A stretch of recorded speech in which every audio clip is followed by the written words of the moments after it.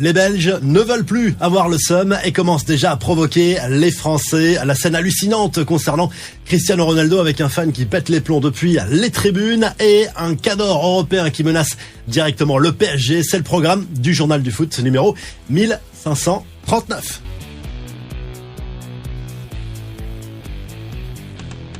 Avant votre journal du foot, on n'oublie pas de soutenir Programme TV Foot, une appli qui vous permet de savoir sur quelle chaîne regarder tous les matchs de l'Euro. Le programme TV complet, par exemple, des huitièmes de finale. Téléchargez l'appli, le lien à retrouver en description de la vidéo. Rideau sur la phase de groupe de l'Euro, place aux choses sérieuses à partir de samedi avec les huitièmes de finale, dont voici le programme complet. Allemagne, Danemark, Suisse, Italie, Portugal, Slovénie ou encore Roumanie, Pays-Bas.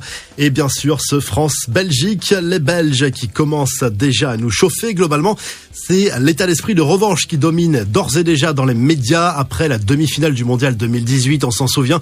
Et plus récemment, le match de Ligue des Nations remporté aussi par les Bleus avec l'idée d'enlever le mot seum du vocabulaire belge, comme l'explique la dernière heure.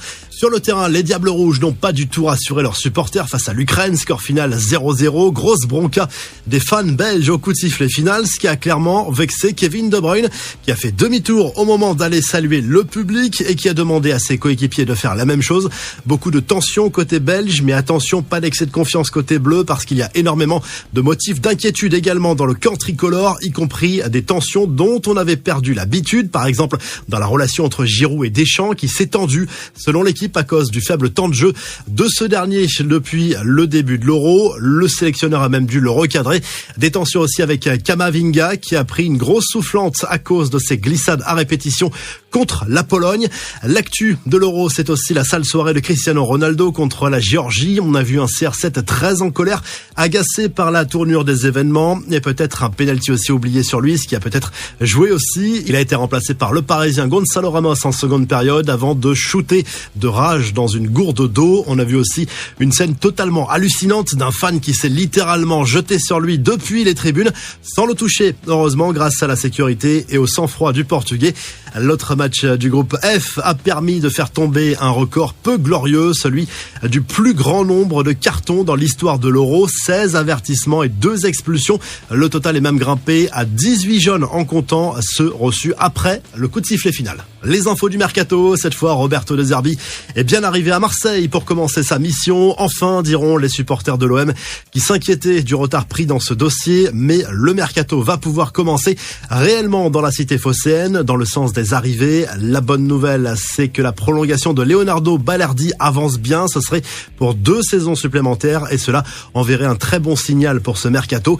Lyon, de son côté, va devoir remplir ses caisses. L'objectif, c'est de vendre pour récupérer 100 millions d'euros.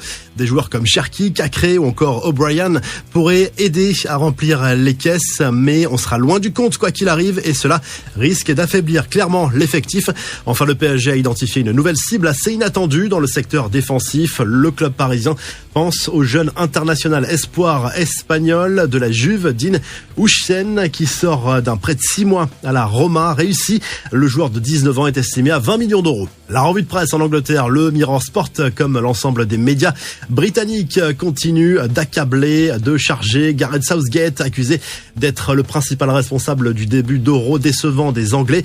C'est désormais une autre compétition qui débute avec la Slovaquie au menu des huitièmes de finale. En Espagne, le journal AS se concentre également sur le futur adversaire des joueurs de Luis de la Fuente dans cet Euro. Ce sera la surprenante Géorgie qui a battu le Portugal 2-0 mercredi soir pour valider son billet pour les huitièmes de finale de cette compétition à laquelle il participe pour la première fois. Ce sera dimanche 21h. Et en Italie, le Corriere dello Sport se penche sur l'avenir de Rvica Kvaratskhelia du côté du Napoli. Ça risque d'être l'un des feuilletons de l'été parce que le club parisien le veut absolument.